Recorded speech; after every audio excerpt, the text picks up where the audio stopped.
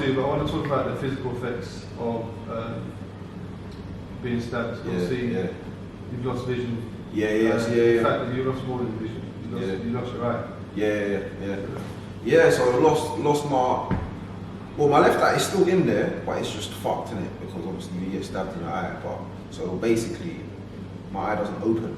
Yeah. Do you know what I mean? But my eyelids don't open in it basically. So like, completely lost vision in my left eye. Scars. I think my worst scar is this one on my arm. Okay.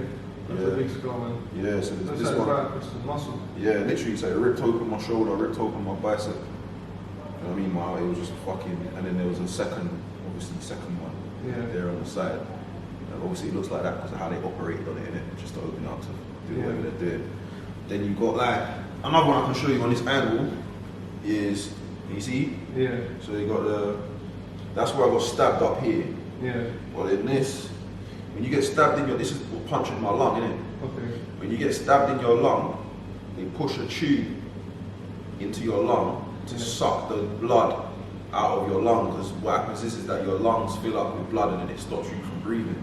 So they have to push a tube.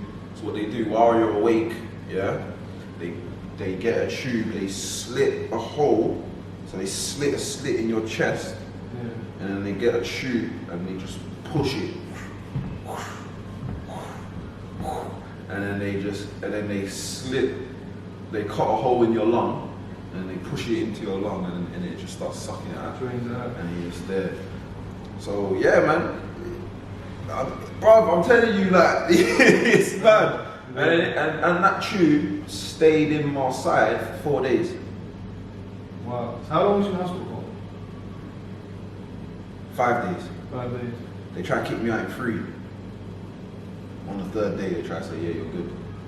But luckily, because I had a family, you know what I mean? Like, what do you mean? He hasn't even got out of bed. Yeah. How do you mean he can go home? Like, do you even know if he can walk? You know what I'm saying? Like that.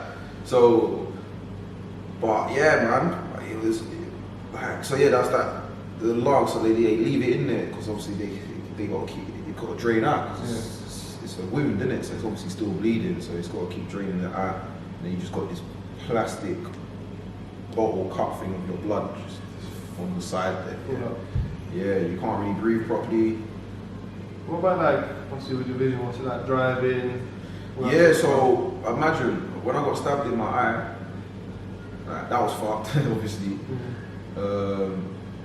I couldn't see in daylight for about 2-3 weeks, maybe a month, maybe. I couldn't watch TV for about 2-3 months because the light is so harsh. Because you got to imagine when you got 2 eyes there, like your eyes distribute the work evenly between each other. You see what I'm trying to say? So like more strains going on. Exactly. So then now your brain straight away has to cover only on one side. So everything is just like too much. Everything is too much. So yeah, I couldn't see. Like I was just basically like I could handle room light and being in a room, but as soon as I stepped outside into daylight and that, it was just like, fucking hell, like, you know what I mean? Yeah. So like, it took me a while to get used to that.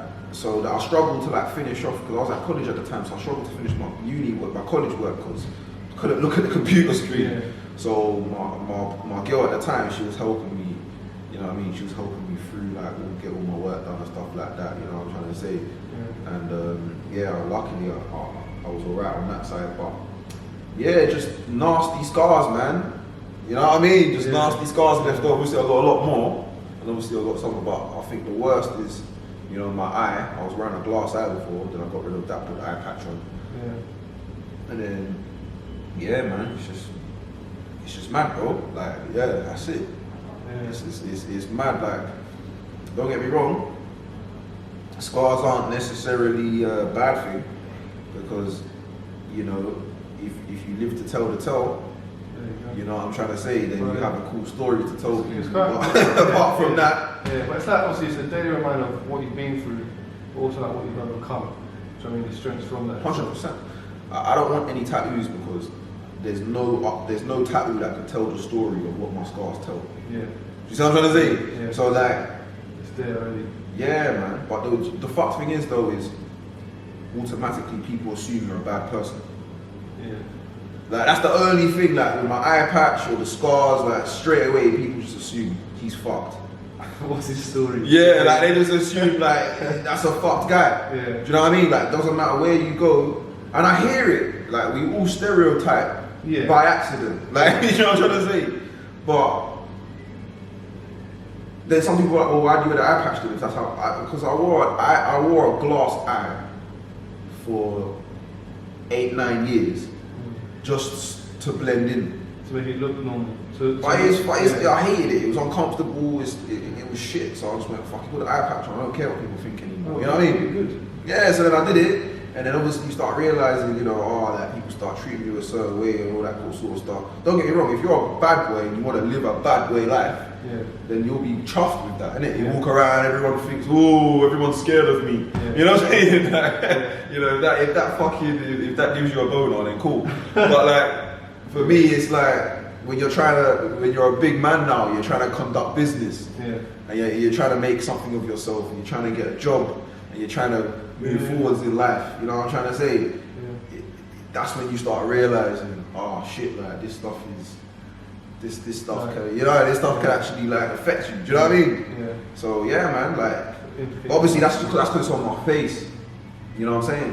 Yeah, you can't. It's not easy to hide, is it? Exactly. But you know, if you've got scars on your body, then I guess people have to wait to see you naked until you have that aura of ooh. You know what I'm saying? Yeah. So like, yeah, man. Yeah. Right, so we both went to school in Newham. Okay. How do you think Newham has changed, in your opinion, in regards to knife crime? There's a lot more man doing it. Like, and it's happening a lot more often. So, I would say that it's becoming like, do now, think later. Okay, yeah. There's more of that. Yeah. And that's why I think a lot more men are going to jail. Because, bro, like, how is it that everyone is getting in trouble for what you're doing?